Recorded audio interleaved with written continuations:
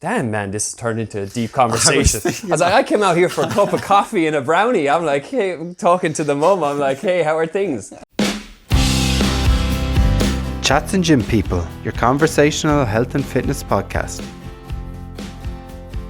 Right, how we doing, everyone?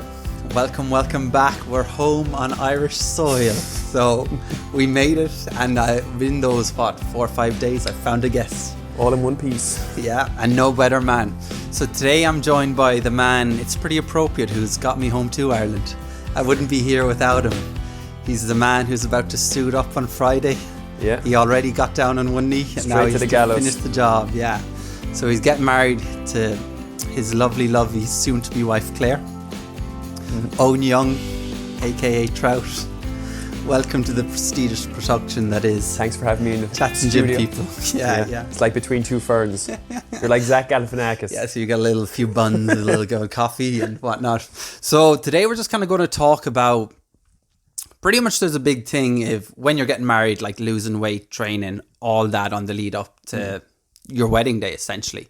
So we're just trying to have a little short one, talk about that, talk about the stresses and stuff of organising a wedding and whatnot, and we'll see where we go from there. Yeah. Well, I suppose if you're talking about like planning and perception of, you know, oh, this has to be like this because someone else has done it, or you see all the stuff on social media as well. I think it's probably not like, if you had Claire here, she'd probably tell you a completely different side of it to what I tell you. But that's also quite relevant because I think there's a lot of pressure on the ladies, you know, getting married. Like Claire obviously had a way she wants to do it, and I was gonna say, yeah, that'd be cool as well. So there's always, you know, different kind of things that people are doing, and you know, you'd see different stuff online, and you get this perception of like the perfect day and the perfect wedding, but it's really kind of like what you see it, not what anyone else has. You know what I mean? That's a really good point. Yeah. It's I guess like, look, with all the planning, you can plan till the cows come home. You know what I mean? And you can do all these kind of things, and you can get as stressed as much as you want to get stressed about it, really, I think. Like, to be honest, I slept very well last night. You know what I mean? We've only about 42 hours left, so tonight might be different. Who knows? But I'm not stressed. No, neither of us are stressed. But you can get worked up about these things as much as you want to. 100%. And it's like anything. You know what I mean?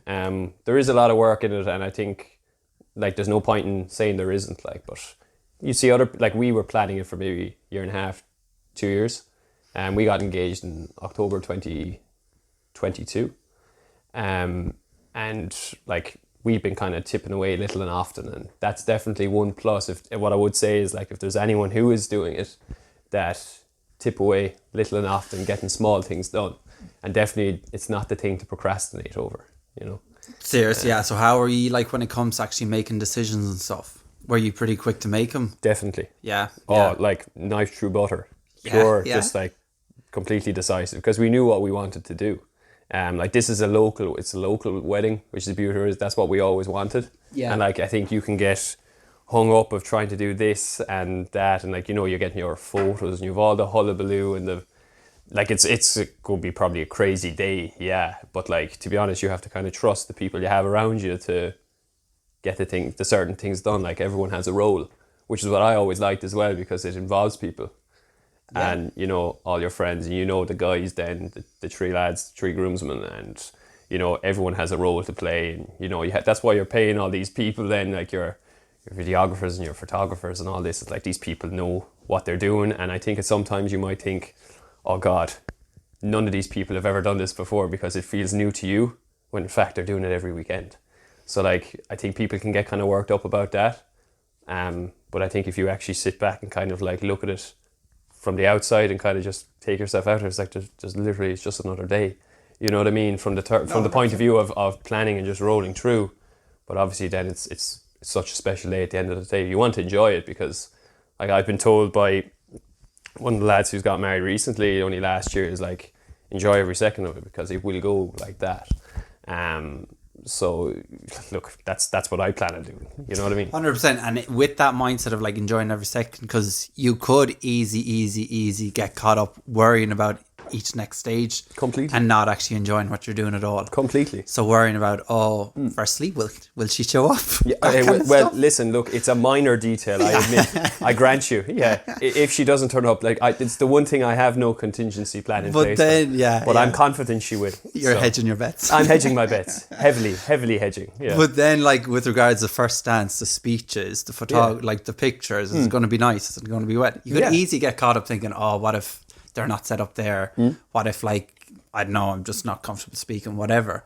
But, like, you just got to take it as it comes and roll with it. Yeah, just, that's a good outlook. Just roll with it, man. Yeah. Just and completely. what you said about I never actually thought about that, but because there's so much comparison, and it can be everyone wants that perfect wedding day. Yeah. So it can be incredibly overwhelming with regards what, like, you want to do with it. Yeah. And you could definitely get lost in all of that, in all the noise, and end up with a wedding that, like, it's not really your wedding.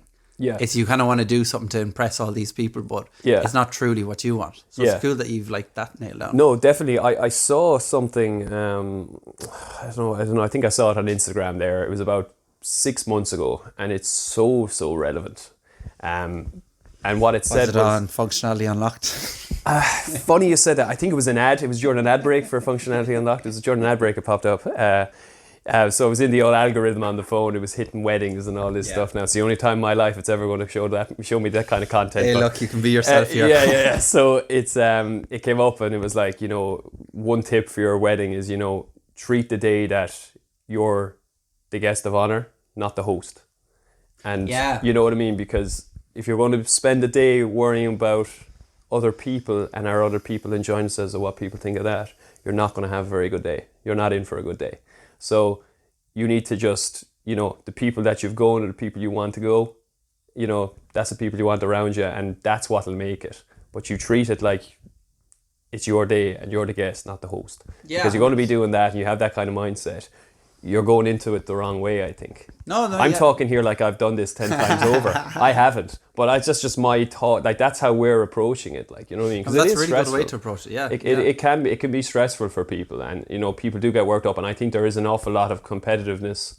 Definitely nowadays. It's not just weddings, but like in general. Sure. It's the world of social media, the world of comparison. Everyone puts their best life out. It's a big negative about it, but I do think it definitely plays on people's minds a little bit, Yeah, no, 100%. And that's class, like, because your experience of the day will be so much better with that perception going in already. Yeah. And then it goes back to you saying, like, trusting all the people around you to do their job. Yeah. Because you're not micromanaging everyone. Like, as you said, it's people's jobs. Yeah. They're more than capable of doing that. Exactly. Like, they do it. And to them, it's nothing. It literally is another day. Yeah. To you, it's another day, but it's a big day. It's your day. Like, yeah. But like it'll all just, the whole point of that is for the whole thing to just come together and gel. And the fact that we're having such a local wedding, one big thing for us to make that decision was that we have a reception that'd be 5 minutes away from our church. And like, I do not want to be in a car for an hour and a half getting photos while all my guests are at the reception enjoying themselves. Like, I want to be, and Claire said the same, like, I want to be in the reception.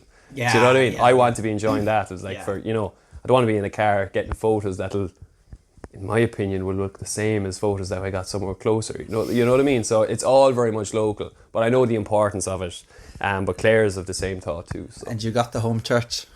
I got the home church. On home soil. Yeah, Strably has no middle aisle, so I was like, we're away here. You know what I mean? Opportunity arose and we took it. Yeah, so she this is probably the second official time she'll come over the border from Strably to Abbeyside. So it's an important one. Yeah. Home turf. Yeah, home advantage.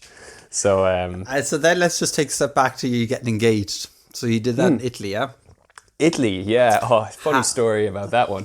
Yeah. Well, not a funny story. You talk about stress. Yeah, that's what I'm curious about.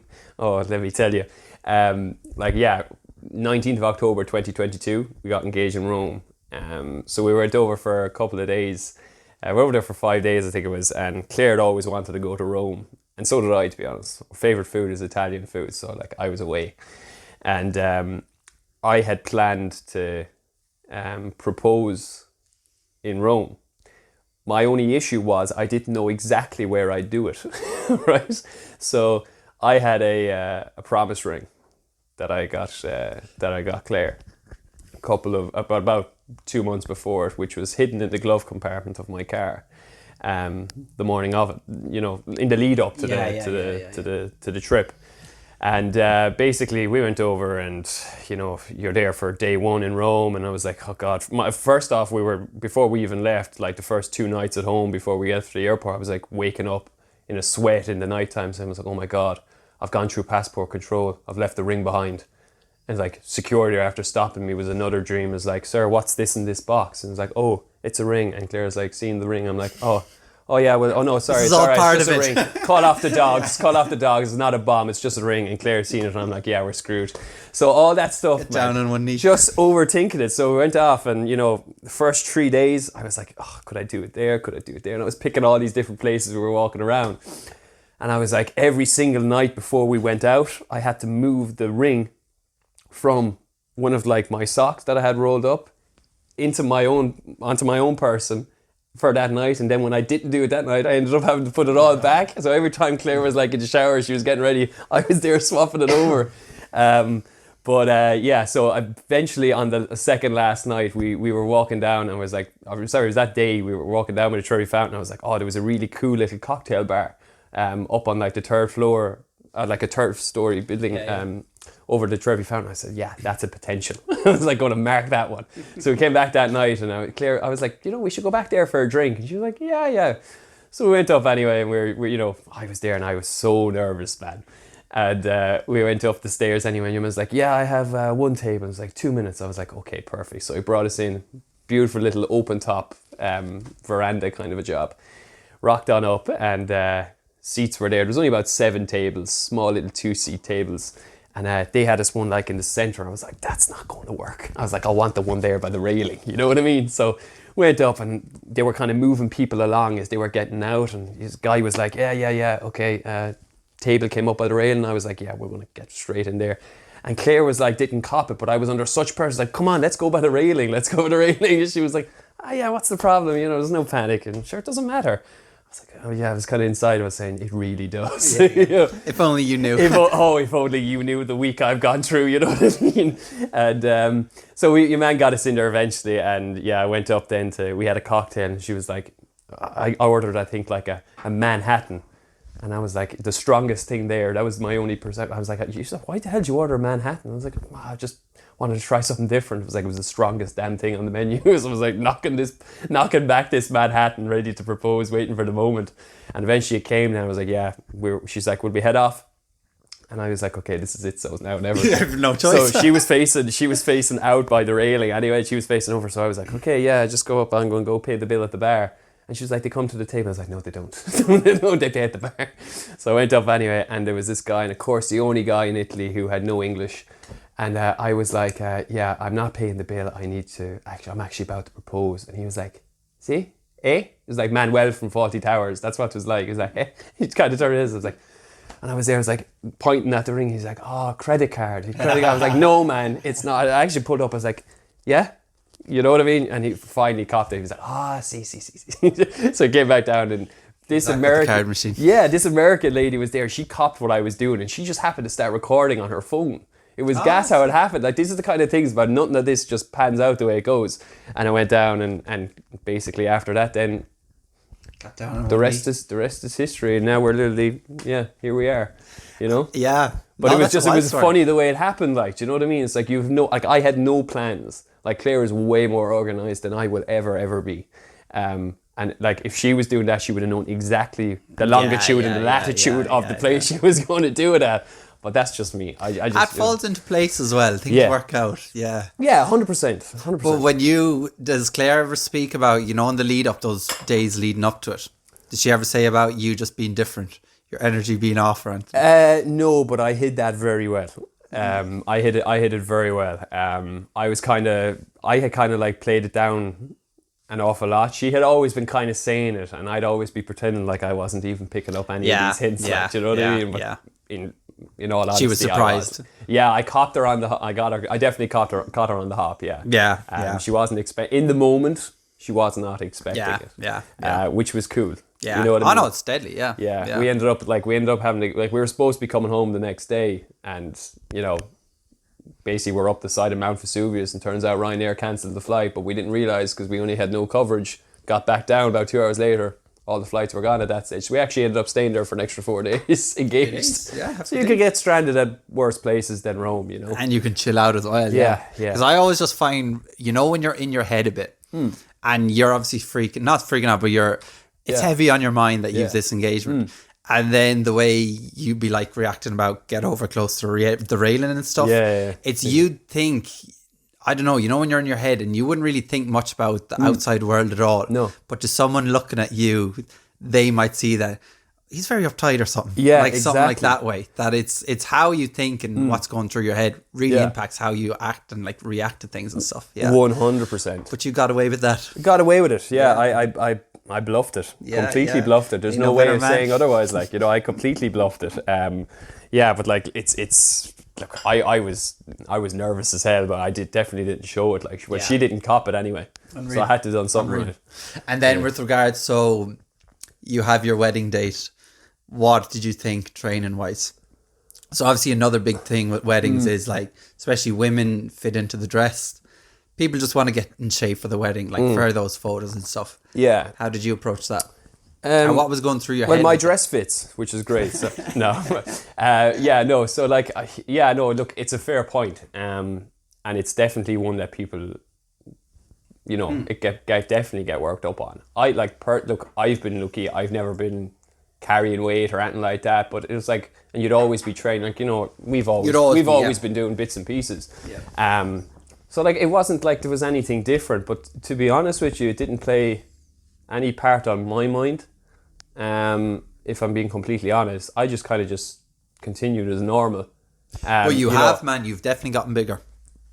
Since I saw you last, your arms are absolutely massive. No, that's the Air Forces. Gives you an extra 2 inches, man. I'm telling you should get on that one. Definitely an extra 2 inches. No, but it's you'd be doing a bit, you know what I mean? I haven't been doing any of the hurling, haven't been doing any of the GA since the injury, so I was like, do you know what?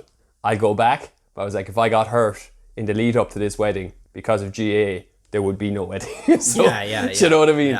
Oh no, that is a chance I was not willing to take. So, for reference, Trout is also in the Crucial Club. Yeah, I'm part of the Crucial Club. He's a gold member of the Crucial Club. I know, 100%. Yeah, because you got to like, you don't want something like that to be on your wedding day. No, you don't. And look, you know, where's the wood? Touch, God willing, you're only going to be going through this show once, like, you know. So I'd be always winding Claire up with that line.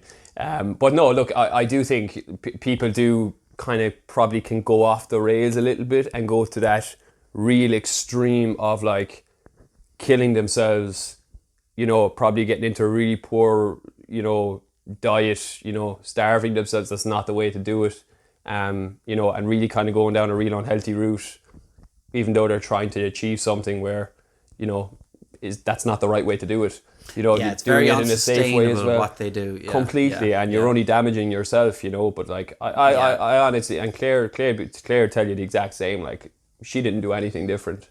Claire's has been training away, but she's been putting an effort in, and it's like obvious that, you know, it's more. I feel like you've always been gymming and stuff, but you'd be more consistent with it, and you more just have a target of like you want to like hit it. Like, I do think because I think a lot of the time, I know there was certain years there where I had no target, but now 100%. I do think that the fact that you have like a day, you're like, okay, that is a target. I'll use that as a target, as opposed to just this endless circle of we'll go to the gym here, we'll go to the gym, and then the weekends, and then we start again and again and again. But you're not really aiming towards anything. You know what I mean? But at least when you have a day for like a wedding day, for example, it's a good opportunity to say, okay, this is my deadline. I'm going to get this, and this achieved by then. 100%. Yeah, it just holds you so much more accountable. Yeah, it's accountability. You're not going through the motions. Like what the swim mini goals are. Yeah, they're legit. And it's very easy to go in and just start going through the motions for anyone. I've done it so you know much. What I mean? Yeah, and I'm as guilty as anyone for it. But it's that consistency and what you're trying to achieve. Like at the end of the day, you can do all the work, but in the background, why are you doing it? You know what I mean? That's the underlying question. It's like, ask yourself, why am I doing this? And if you can ask yourself that and tell yourself the answer, and it's the truth, you'll easily keep doing it. You know what I mean? You have to 100. want to do this kind of stuff. And we've said it on this point, it can't be superficial. It's got to be, it can't, like, if your why is just to, like, lose loads of weight and look good in a dress, on those tough days where it's raining, you're tired, you don't want to go to the gym, it makes it a lot harder. Completely. Whereas if you want to go and move better and just feel good, like, you'll keep showing up. Everyone can go running, man, when the sun is shining. Hey. You know what I mean? We can all do the tough work when the sun is out. Yeah. It's you know, it's when you have your cold days and your in your winter and it's lashing rain, you're like, oh God, and you come home from work and you're like, you know what, I couldn't do that. That's just a mindset, like. Yeah. You know what I mean? It is. I don't need to be preaching that to you. You know the score with that. You know what I mean? That's just the way it is. But you can do these things in an unhealthy way, I think, and you know you should want to be doing it for you, not for anyone else. Yeah, 100%. You know, yeah, that should be the real take home. Comes back to your point about the wedding too, like. Oh yeah, you know, yeah. Like I'm not getting married for you, Bar. You know what I mean? This is not for you. And like I love you and all. Have you home? It's great. Coffee, buns, brilliant and all that. But this isn't for you. No, it's you're right though. Yeah, you definitely you want to do these things for yourself, and it's just about making yourself better. But you should always be trying to look after yourself anyway. You know what I mean? Definitely. Yeah. That's the point of exercise as well. Yeah. And so, what did your training week look like? Training week, so. I got big into like the running, and we started probably properly running with the Winter League there. We did the West Waterford Winter League, the winter just gone. That was my first time doing it. I'd been in West Waterford when I was younger, but I wasn't exactly a model athlete at the time if you saw photos of me. So I would have been your traditional long distance runner, but there you go. Can't read a book by its cover. But so we did that, and that was kind of for 8 or 9 weeks. So that was really good, and that kind of got us back into like the proper like running again, road running, and then probably now we're kind of doing maybe 2 runs a week, and then 3 gym sessions, or maybe just rotate it then. So and then trying to push out kind of like a long distance run, but it's chill, like You're it's not cruising, no one's being killed, like you're not going out to try and absolutely break yourself. You know what I mean? You're just going out to kind of and often, to be honest with you, I do it more so now. Definitely for the last week or two, it's not from a fitness point of view. It's just to keep the head clean. You know what I mean? Because you've all this. Like, I know you say you're not stressed. You're going to be some way nervous and anxious about the day. Oh, so 100%. If you're running and stuff, it's a good outlet to just kind of burn off that nervous energy and stuff like that. That's all it is. Completely nervous. Like Claire will tell you, is like, I'm at home now and I'm just like, I was out there, I was like, I cut the grass, and I was like, they're out there again, I was like, do you know what, that might need another cut. I go back in. You'd be just trying to keep yourself busy over there with the scissors. Like she said to me though, I said, Claire, when you see me out with the scissors doing that on the grass, I said, that's where you got to draw the line. So no, but look, it's definitely nervous energy is something that, look, you're going to get from a lot of things, but definitely I would have had it definitely this week. Oh, 100%, and which is natural though. Yeah, I don't feel like if I'm waking up in the mornings, I'm like, I'm not actually getting married on Friday, am I? You know, that kind of way. It doesn't feel, it kind of did now since like yesterday. Yeah, it's getting realer. I think now when people start arriving, you're meeting people and they're like, oh yeah, like we collected suits there yesterday. And I'm like, okay, this is kind of it now. Yeah. You know, it starts to feel real, and you're getting the rings ready and that kind of stuff. But it's an excitement, like it's a nervous energy, but it's coming from a good place. You know what I mean? Which is important. But a lot of people be getting worked up about these. Like there's people like friends and family that they're getting more worked up than I am. They're not even getting married. Do you know what I mean? So it's just, you need to just look at it, man. It's just another day and another good day. And it's more like you've the work done. So everything's arranged. Exactly. All you have to do is just you've the work done, but it's just a complete mindset. It's just like, to be fair, Claire, like we did an awful, I think the one big help with it is that, and I'll hold my hand up here and I'll say Claire was just absolutely top class. Yeah. From an organising point of view, like that's just what she does. She loves it, which is great because I'm not the best at it. She is so much better, like I said, than me. But we did do certain, like there was a lot of things that we kind of broke up, and I liked to be involved with it. I think there can be some people who just maybe like let the bride off or whatever, or let the groom off in whatever circumstance, and we're like, oh yeah, do that, and it could become a very one-man show or a one-lady show. And that's probably not good either, because it's both of your days. Yeah. So it's like, it can't just be that one person. No. Like, exactly. Because it's for two. Like if you're just saying, do that, do what you want there, it's like, when you come to it, you're like, oh yeah, grand, whatever. like maybe some people might be happy with that, but that's not me. I don't want that. Yeah. It's like, I want it, I want to have this and I want to have this. I don't want to have that. And Claire's the same. And we kind of hop things off. So we were very much a team when we were doing it, which is great. Like, you know what I mean? That's the nice way to do it. I think that's the correct way to do it. But then again, that's just me. Yeah, no, you know what I mean? But she's excited. I'm excited. We're looking forward to it. Yeah. I know, it'll be a great day. Yeah. And then, so let's touch on speeches. So I'll just give a bit of background. So Trouts, in our group, you're the speeches guy. So we have a tradition. We do like the 12 pubs at Christmas. And usually around pub like 6 or 7, Trout will have a big list or a big sheet of paper with a like absolute poem about everyone. Yeah. And you're a man with your words. You're a good way with words. And as well at work, don't you do like a lot of public speaking events? We do some at work. Presentations. Yeah, we do some at work. Like it's I don't know what that is or where that really came from, to be honest with you. That you started doing the it's a good question. Probably you might know more than me. I don't know. I'd say it was probably when did we do our first one? Maybe 2013, was it? 2012, 2013. We've been on the go a long time with it. It's been a long, it's been a long old circus, you know. Yeah. So I just went off and we did it one day. We just turned it into kind of like a roast. Do you remember that one? We did a roast. Naturally, it just kind of evolved. Yeah. There was no real kind of plan, like, you know. It just kind of evolves every year, which is nice. Like, but I think that was as well your natural talent and like just flair for that. Yeah, I don't do any of that stuff. You know, I guarantee you, like the wedding now that's going to be my biggest group. Do you know what I mean? But like you spoke at Johnny's wedding as well. There was like 200 people. Yeah. That one. Yeah, that one was probably going to be tougher than the one I have on Friday, to be honest with you, because of the importance of it. I was like, don't you mess this up for John. You know what I mean? Do not mess this up. Yeah, it's not your day, it's someone else's. But it's a mad one, man. I don't know. I think I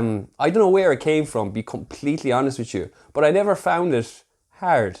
You know what I mean? I always just thought, you talk away, just be yourself, like. But that's what. Don't be trying to make some kind of character or some charade. Like, just say it as it is, man, and have fun with it. You know.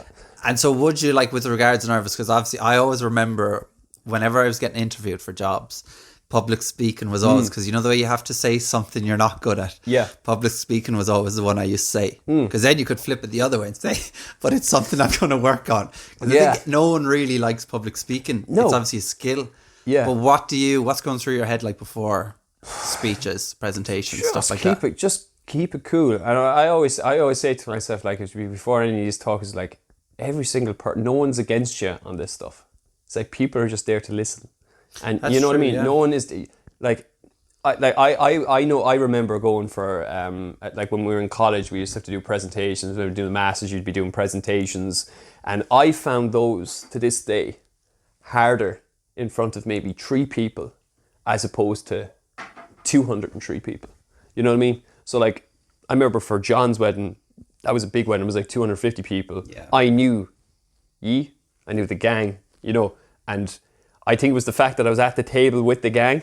And I remember when I was speaking at it, I was sitting right just the next table off of the bride and groom, and I just picked the point with the 2 of them. And even though they weren't looking at me, I was looking at them. So you pick your point and just so focus. Like when you do that, then you're just completely tunneling out everything else, and you know you're there, but you're not. Everything else is not there, so you're not distracted. But I think if you do that, that helps. Yeah. The main thing is not to overthink it.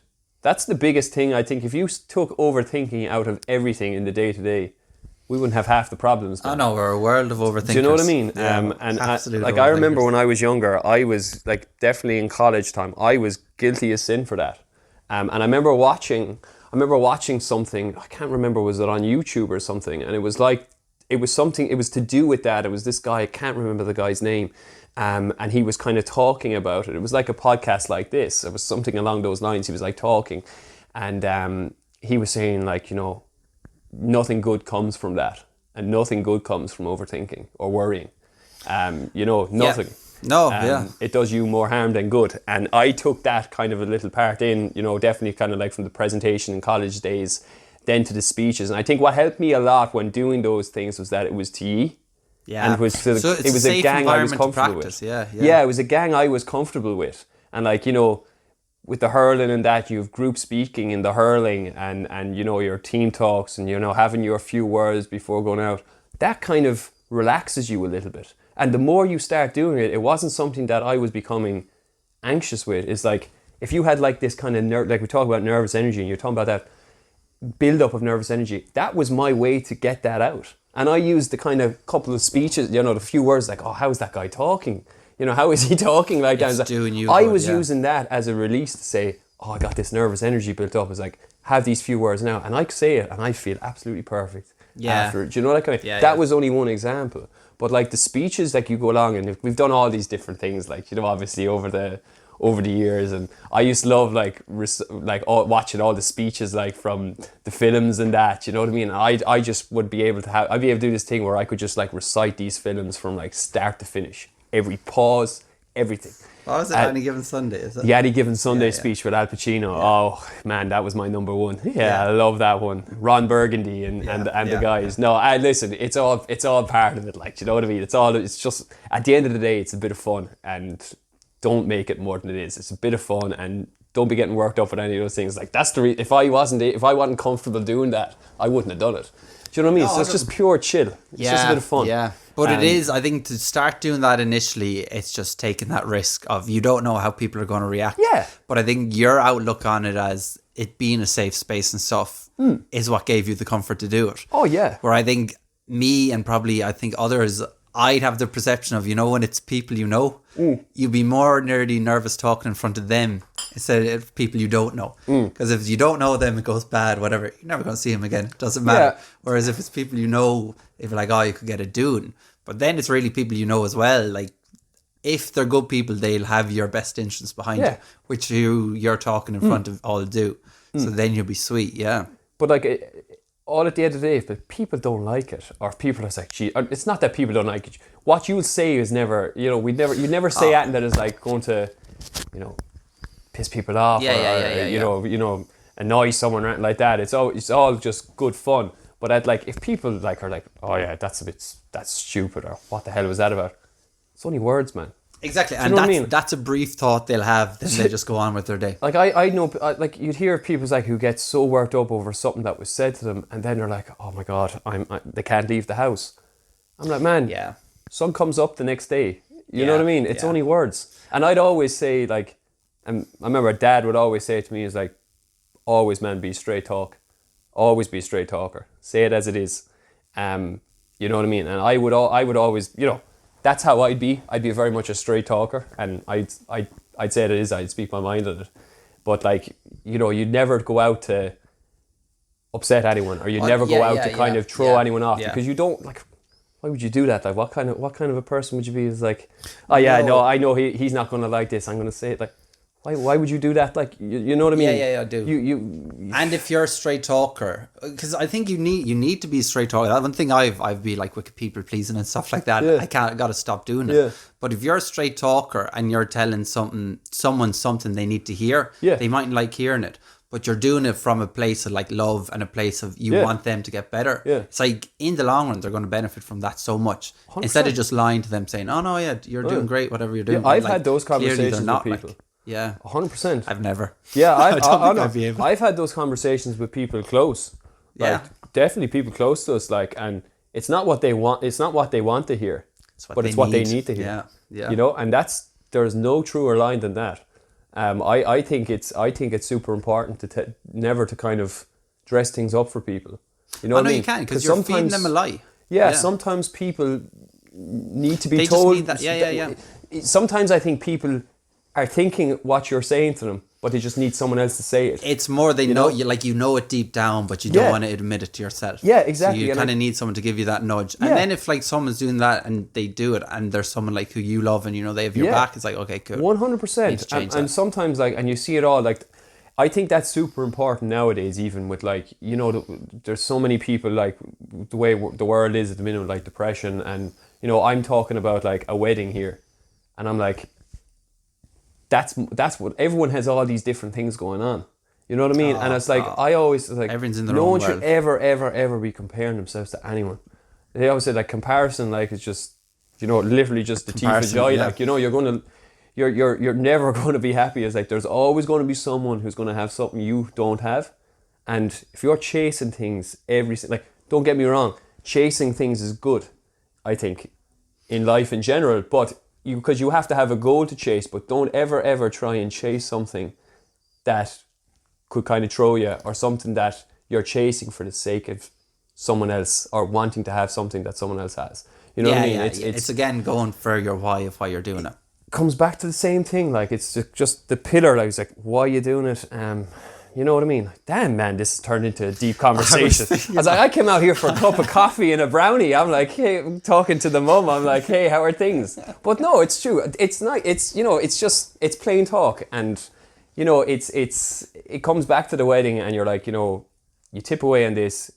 You know, you do it because this is what you want to do.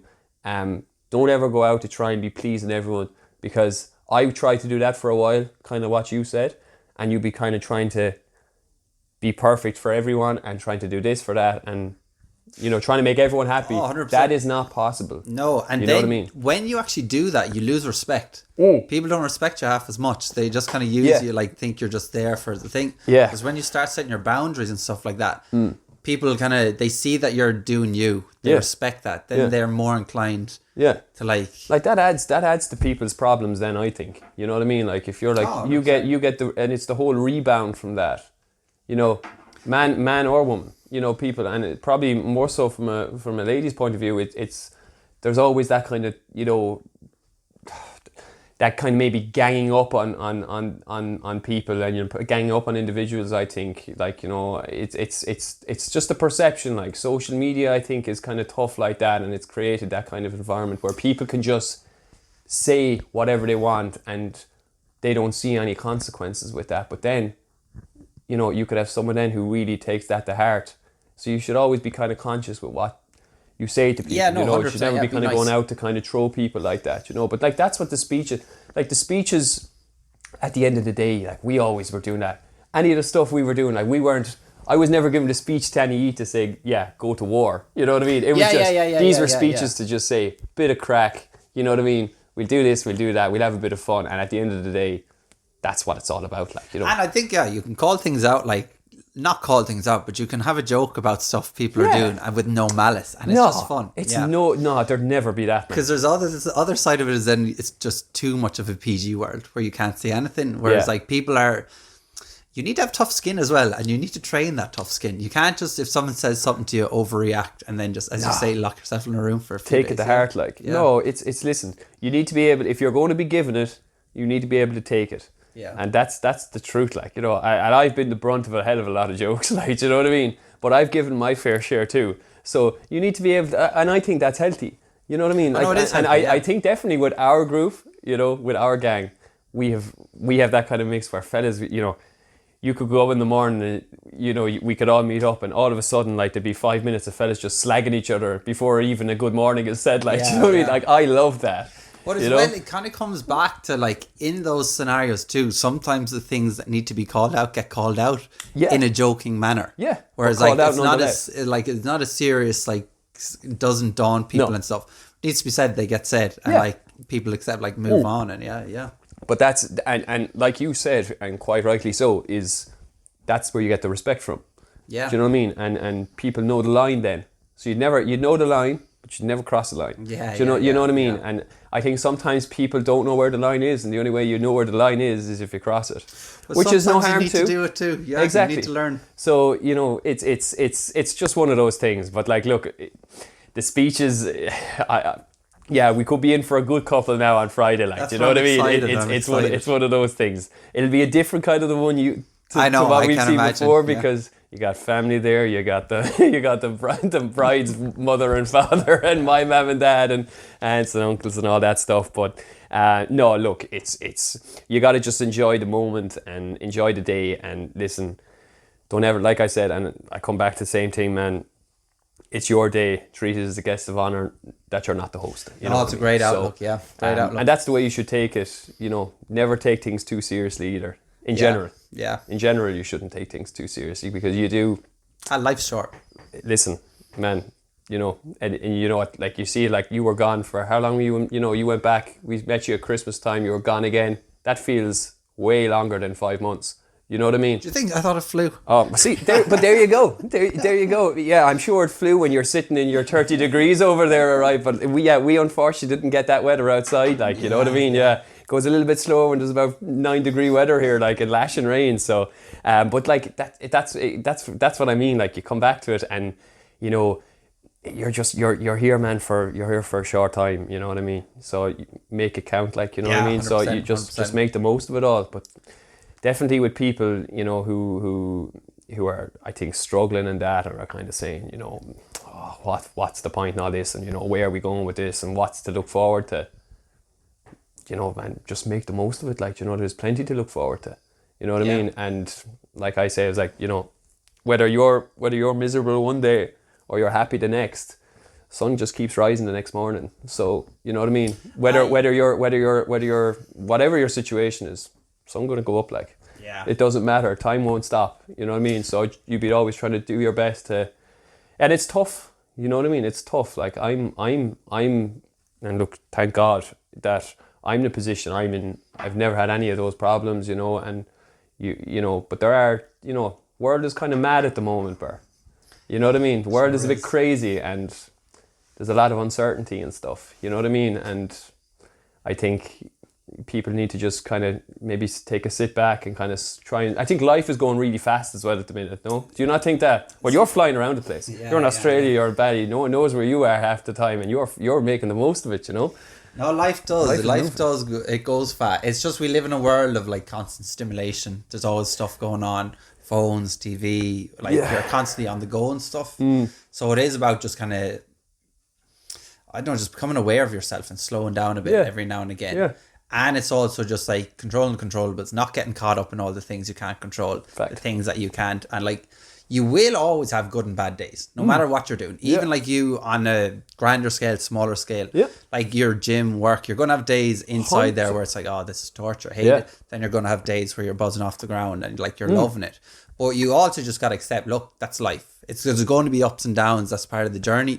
And it's when you kind of come to terms with like, if you're going up and down, your general projection will be up if you just stay tracking away. But it's just kind of being aware that it's not always going to be smooth sailing. No. Nothing lasts forever. No. Things will change, but be adaptable, roll with it, and yeah, it'll be sweet. It's university of life, man. The school of life, man. We were supposed to said to Trout, this was going to be a little 15-minute pod. Listen. I've said that to Saki as well. It was like an hour.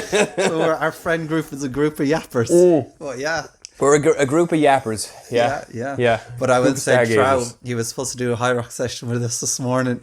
He didn't come. Listen. He was scared he'd be waddling down the aisle. I will, yeah. I see. I don't get sore, man. I do not get sore after a heavy session the day after. It's the following day, which would tie in perfectly with the altar. You know what I mean? I was like, I plan on walking down that aisle with the 2 legs that I have. Exactly, yeah. Not being carried. After a year of not. No, I'm not. So, do you know what? I went against my better judgment and decided that I'll let you have this one. So, Charlie, I'm going to put you on the spot to close us off. Do you want to do the Al Capone speech? Oh, man. How long have you? How long have you? You know? I think for the morning that's in it, I think I'll pass. Okay. Yeah, I think I'll pass because you, at the end of the day, you want your viewership up. Like, you know what I mean? Like this is something that's, you talk about trajectory. You know what I mean? We could hit this now after 10 minutes, and you could be. Peaks and troughs. I'll get you one. I'll get you. Get me back someday. We'll do a proper fresh round. Yeah. Hey, sound for joining. No problem. Our first absolute pleasure. Pleasure as always. This is the kind of Irish season rolling. Oh Our first guest, and we'll have a few more while we're here, but. Between two ferns. Hey, listen. Can you hear it? Oh yeah. The wedding bells. Oh, listen. Can you hear it? Can you hear it? Can you feel it? You know what I mean? It's all there. Yeah. Right, folks. Thanks so much for listening. Thanks, Trout, for joining. My man. Excited for Friday, and we'll see you all again next week.